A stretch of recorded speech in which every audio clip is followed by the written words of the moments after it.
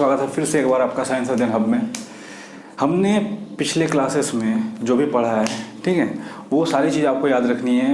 Questions आपके simple हो गए हैं, बहुत ही सिंपल हो गए हैं, मार्क्स इजीली उठने वाले हैं। ओके, आज हम जो पढ़ने वाले हैं वो है ट्रायंगल। ओके, ट्रायंगल्स में मैंने आपको बताया जो पोर्शन रिड्यूस हुआ है that is 6.6, theorem 6.6 and theorem 6.9।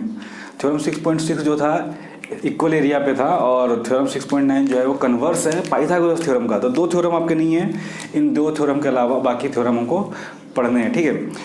तो पढ़ने से पहले ये जानते हैं कि हमने पिछले क्लास में क्या किया, या फिर पिछले साल हमने क्या पढ़ा था। नाइन्थ स्टैंडर्ड में जो हमने पढ़ा था that is congruency of a triangle, या फिर क्या है कॉन्ग्रुएंट फिगर।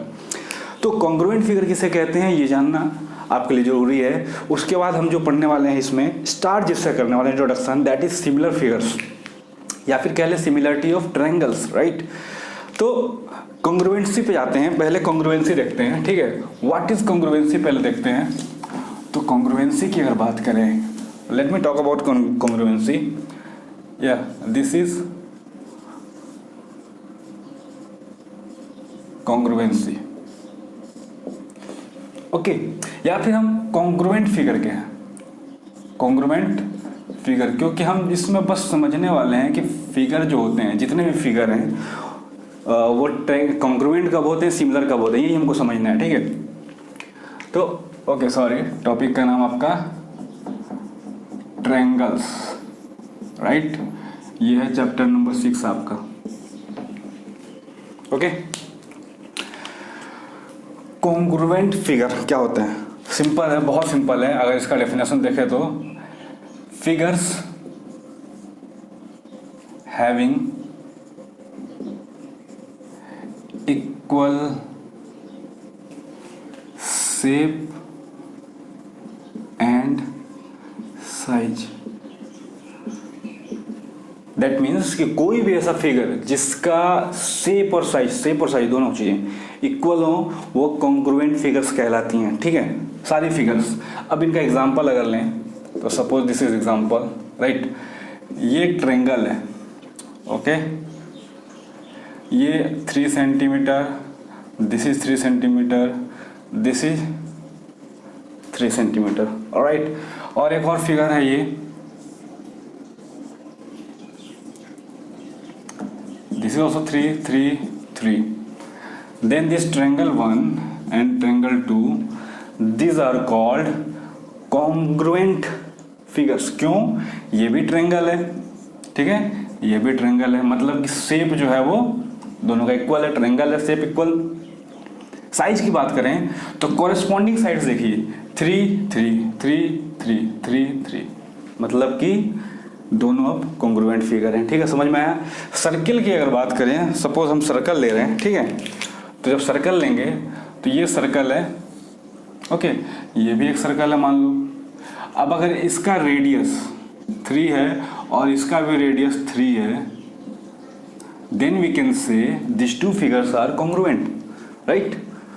दोनों फिगर को शेप इक्वल, शेप क्या है दोनों का, सर्कल, रेडियस कितना 3 सेंटीमीटर, बोथ, तो क्या हो गए, दोनों क्या हो गए, कॉन्ग्रुएंट फिगर हो गए, ठीक है। ये हमने पढ़ा था 9th में, ओके। अब जो हम पढ़ने वाले हैं दैट इज व्हाट, सिमिलरिटी। हमको किस पे डील करना है, सिमिलरिटी पे, ओके। तो सिमिलरिटी और कॉन्ग्रुएंसी में क्या डिफरेंस है ये हम देखते हैं, ठीक। अब कॉन्ग्रुएंसी तो ये हो गया, साइज भी इक्वल होना चाहिए, शेप भी इक्वल होना चाहिए, मतलब शेप भी सेम होना चाहिए, साइज भी सेम होना चाहिए, ठीक है। तो ये अगर एक पेन की बात करूं तो इसको रिप्लेस करने, कॉन्ग्रुएंट करने के लिए ऐसा ही एक पेन चाहिए। बट अगर इसको मैं ढक्कन हटा के इससे रिप्लेस करना चाहूँ तो ये इक्वल नहीं होगा, ठीक है। तो इसको देखते हैं सिमिलरिटी क्या होता है। द सिमिलरिटी अगर सिर्फ बात करें then similarity, similar figures are figures having same shape, shape same हो but not necessarily the size, मतलब साइज इक्वल होना मैटर नहीं करता है। दैट मीन्स कि अगर मैं ये एक सर्कल बना रहा हूँ, ठीक है, ओके, उसके अंदर मैं एक और सर्कल बना रहा हूँ, करेक्ट, उसके अंदर मैं एक और सर्कल बना रहा हूँ।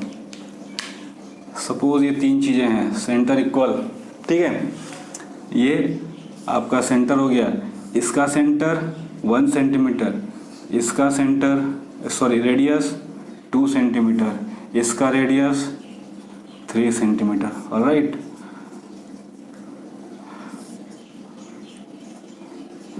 अब एक चीज़ देखो, यहाँ पे जो तीनों सर्कल हैं, ये C1 मान लो, ये C2 मान लो, ये C3। शेप की अगर बात करें then C1 equals to C2 equals to C3, है ना। बट अगर रेडियस की बात करें हम, तो रेडियस इनका साइज बताता है ना। सर्कल का साइज कौन बताता है? Radius, obviously, okay. तो रेडियस में R1 is not equal to R2 is not equal to R3, alright. But ये एक जैसे दिख रहे हैं ना, तो ये क्या कहलाएंगे? सिमिलर फिगर्स कहलाएंगे, ठीक है। अगर मैं ये ट्रायंगल ले लूँ, यहाँ पे ऐसा ट्रायंगल एक बना लूँ मैं, ठीक है, कोई ट्रायंगल मैंने बना लिया, ओके, और सेम ऐसा ही ट्रायंगल इधर बना लूँ, थोड़ा सा छोटा करके, ओके। ये मान लो कि ये 60 डिग्री है, ये 80 डिग्री है, और ये 40 डिग्री है, ठीक है। और ये भी 60 डिग्री, 80 और ये 40 डिग्री। तो दोनों ट्रायंगल क्या कहलाएंगे? ये T1, ये T2। तो T1 सिमिलर टू T2 कहे जा सकते हैं। क्यों कहे जा सकते हैं? क्योंकि साइज तो सेम नहीं है, बट शेप दोनों का जो है वो सेम है, और एंगल भी सेम है, ठीक है। तो सिमिलैरिटी किसको बोलते हैं? और ये क्या है, समझ में आया बात? अब यार इनका एग्जांपल्स कहाँ है, मतलब कि इनको यूज़ कहाँ करते हैं? आपके दिमाग में ये क्वेश्चन आ रहा होगा। ये बहुत जरूरी क्वेश्चन है वैसे, ठीक है। अब देखो, पहले जो हमारे जो यहाँ से सन का डिस्टेंस जो है जो यहाँ से लेके तुम्हारा मून का जो डिस्टेंस है, यार ये जो डिस्टेंस मेज़र किया गया, क्या आपको लगता है क्या है कि मेज़र टेप से डिस्टेंस किया हमने? कोई इसके लिए स्पेशल मेजरिंग टेप है? नहीं है मेजरिंग टेप। यार सन को कैसे नापोगे? वहाँ जाते जाते जल जाओगे, हर चीज़ जल जाएगा, वहाँ कौन बचेगा जाकर सन के पास? इतनी ज़्यादा गर्मी है वहाँ पे, इतना ज़्यादा टेम्परेचर है, तो इन चीज़ों को कैसे नापा गया है? अप्रोक्सीमेटली कैसे निकाला गया है? ये जो टेक्निक होता है ना सिमिलर फिगर वाला, इनसे निकाला गया है, ठीक है। मून का डिस्टेंस, सन का डिस्टेंस, हम वंडर करते हैं कि कैसे यार ये पहले के जो ऋषि मुनि थे या फिर जो गणितज्ञ थे या मैथमेटिशियन थे, वो कैसे निकाल देते थे बिना किसी मेजरिंग टेप के, किसी इंस्ट्रूमेंट के, कैसे ये कैलकुलेट करते थे किसी भी चीज़ का डिस्टेंस वगैरह। तो ये चीज़ें हैं, ये मैथमेटिक्स हैं, ये टेक्निक्स हैं जो उन चीज़ों को इजी करता है। और हम जो पढ़ेंगे सिर्फ यही नहीं, पाइथागोरस थ्योरम का जब यूज़ करेंगे, हम पाइथागोरस थ्योरम को जब प्रूफ करना होगा तो भी इन चीज़ों को हम यूज़ करेंगे, सिमिलरिटी को, राइट, सिमिलर फिगर्स को, राइट, ओके। तो इसको लिखिए जरूरत है तो, उसके बाद हम सिमिलर फिगर्स पे चलते हैं, ओके। चलिए, तो आई होप कि आपने उसको लिख लिया होगा। तो अब जो हम पढ़ने वाले हैं दैट इज सिमिलर फिगर्स। बहुत ही सिंपल भाषा में समझाता हूँ, बहुत ही ईजी, 2 मिनट में, ठीक है। देखिए, बस फिगर्स को ध्यान देते हैं हम। ये सर्कल, ये भी सर्कल, ये मान लो कि स्क्वायर है, ये छोटा स्क्वायर है, ये ट्रायंगल, इसके अंदर ये छोटा ट्रायंगल, सारी लाइनें पैरेलल, ओके। तो ये क्या है? सेम शेप है, सर्कल, साइज से मैटर नहीं करता। यहाँ सेम शेप है, थोड़ा सा इसको ऐसे कर लेते हैं, ओके। सेम शेप दोनों का, दिस वन सेम शेप। ये स्क्वायर 1, ये स्क्वायर 2, दोनों का शेप सेम। ये ट्रायंगल 1, ये triangle 2, this is circle 1, this is circle 2, alright.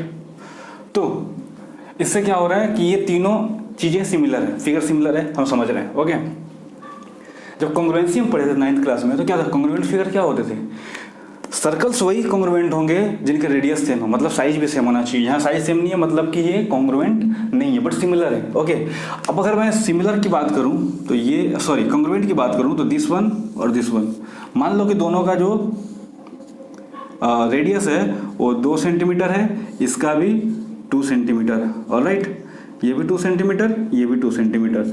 अच्छा, तो ये कॉन्ग्रुएंट है, ये क्या है, कॉन्ग्रुएंट फिगर है। ठीक है, कॉन्ग्रुएंट है ना, ये सिमिलर है। ठीक है, ये सिमिलर फिगर्स हैं, जितने भी हैं ये सारे सिमिलर हैं, ये कॉन्ग्रुएंट है। अच्छा, ये कॉन्ग्रुएंट है, साथ ही साथ ये सिमिलर दिख रहा है, क्या सिमिलर भी है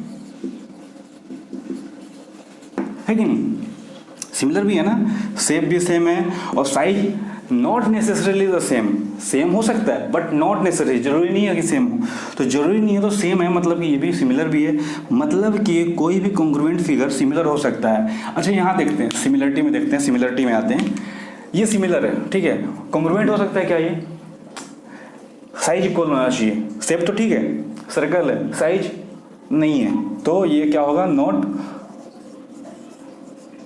कॉन्ग्रुएंट। तो यहां से हम एक स्टेटमेंट बना सकते हैं दैट कि every congruent figures are similar but vice versa is not necessarily true।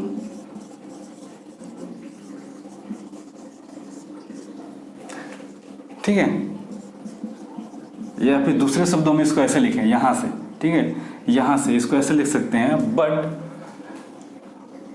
Every similar figure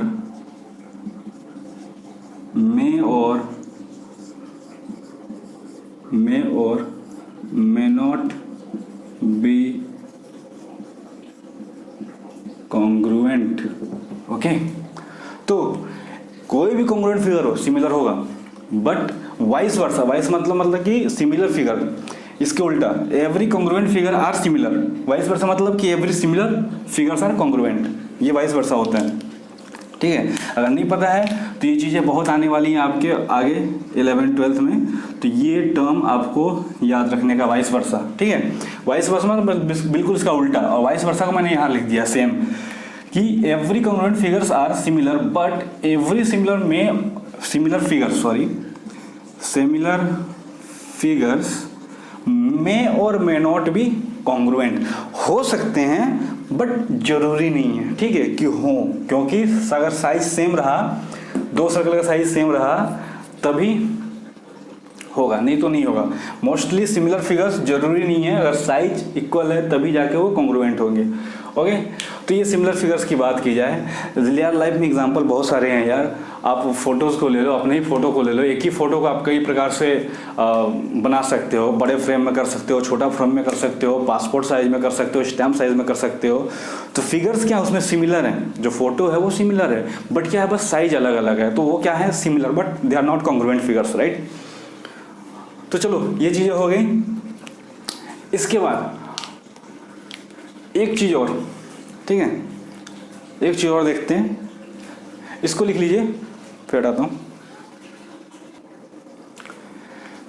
तो सिमिलर फिगर्स में नेक्स्ट आते हैं पॉलीगन्स पे। ठीक है, तो देखो सर्कल तो ऐसा फिगर है, सर्कल स्ट्रेट लाइन ऐसे फिगर हैं कि स्ट्रेट लाइन ही है, सर्कल ही है, उसको रेडियस से नापना है। ठीक है, और स्ट्रेट लाइन को लेंथ से नापना है, तो स्ट्रेट लाइन हमेशा इक्वल होना है, स्ट्रेट लाइन का कोई ये नहीं है।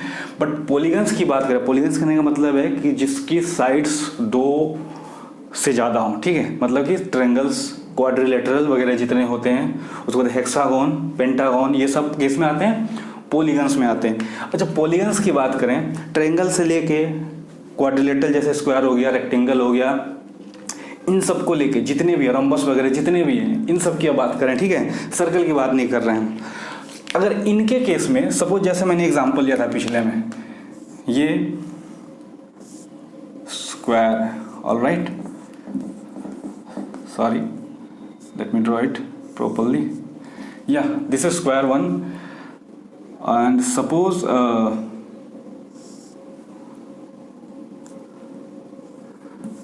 the next figure is like this. ऐसे है, ओके, ऐसे है, ऐसे है, ओके. साइड्स 4 है, 1 2 3 4, राइट. और सपोज इनका जो डायमेंशन है, लाइक ये 3 centimetre, this is 3, this is 3. चलो मैं ऐसे कर देता हूँ, 3 feets 3 feets, right. This is 3, this is 3, this is 3, this is 3. Okay, alright. This time क्या है कि साइज इक्वल है, ऑलराइट. सबका साइज इक्वल है, बट एक जैसे दिख रहे हैं क्या? नहीं दिख रहे हैं, ये बिल्कुल बिल्कुल भी नहीं दिख रहे हैं. ठीक है. ट्रायंगल की बात करूं मैं, अब ट्रायंगल एक लेते हैं. सपोज मैं एक ट्रायंगल दे रहा हूं, ये ट्रायंगल है, ठीक है, alright. This is triangle, this is your triangle, alright. And let me draw it properly. Yeah, this is triangle, right? And this is also a triangle. Okay, like this. Okay, both are triangles. Okay, same shape आपको लग रहा है, but क्या properly ये same shape में है? देखो, same shape में दिख रहे हैं? दिख रहे हैं क्या? बिल्कुल नहीं दिख रहे. तो जरूरी नहीं है कि साइज इक्वल हो तो इनका शेप भी इक्वल हो. इसके लिए क्या कंडीशंस है, मतलब कि पहले तो शेप के लिए जितनी साइड्स हैं उतनी ही साइड्स होनी चाहिए. अब मैं इसको इससे कंपेयर करूंगा तो साफ साफ दिख रहा है, नहीं यार ये तो सेम हो ही नहीं सकता. बट ये 4 है, ये भी 4 है साइड्स, तो इनमें कुछ बन सकता है. बट उसके लिए कंडीशंस है. क्या कंडीशंस हैं? दैट कि फॉर क्वाड्रिलेटरल और पॉलीगन लिख लें, क्वाड्रिलेटरल लिख लें या polygon. For a polygon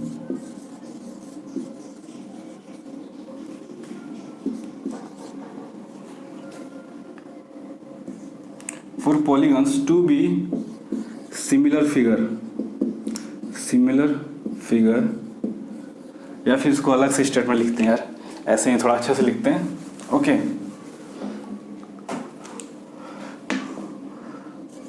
two or more polygons of equal number of sides, right.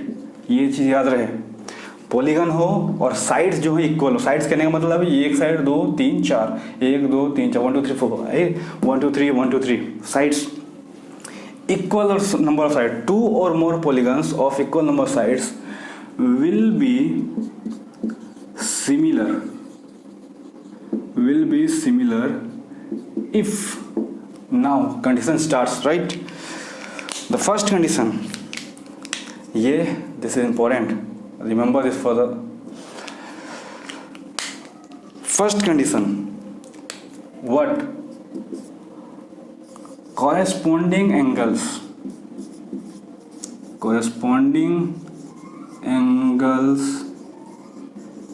should be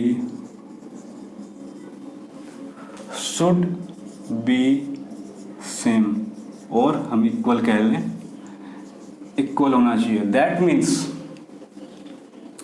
कि ये जो चीज है, ये corresponding एंगल मतलब दिस, ये जो एंगल है ये इक्वल होने चाहिए. अगर ये 90 है तो ये भी 90 होना चाहिए. जब ये 90 होगा तभी जाके, राइट. देखो, ये कॉरस्पॉन्डिंग एंगल्स इक्वल होने चाहिए, सारे के सारे, एक नहीं. यहाँ पे है क्या इक्वल? नहीं है. ये 90 से कम, ये 90 से ज़्यादा, ये 90 से कम, ये 90 से ज़्यादा, यहाँ पे सारे के सारे 90. ठीक है. तो कॉरस्पॉन्डिंग एंगल्स इक्वल होने चाहिए at any cost. Okay. Second term, second condition, corresponding sides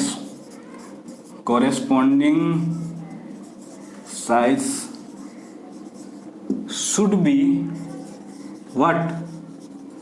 Should be equal, na? Not equal. Should be in equal ratio जो सारे साइड्स हैं, सारे साइड वो इक्वल रेशियो में होने चाहिए। दैट मीन्स कि देखो अगर मैं इस ट्रायंगल का बनाता हूं, suppose this this this, right, ये मान लो 8 है, ये 4 है, ठीक है, ये 4 है, ये 2 है, और ये 6 3 मान लो, ये 6 है, ये 3 है, ये 10 है, ये 5 है। अब रेशियो देखो कॉरेस्पॉन्डिंग साइड कौन कौन से, ये इसका कॉरेस्पॉन्डिंग साइड है, ठीक है।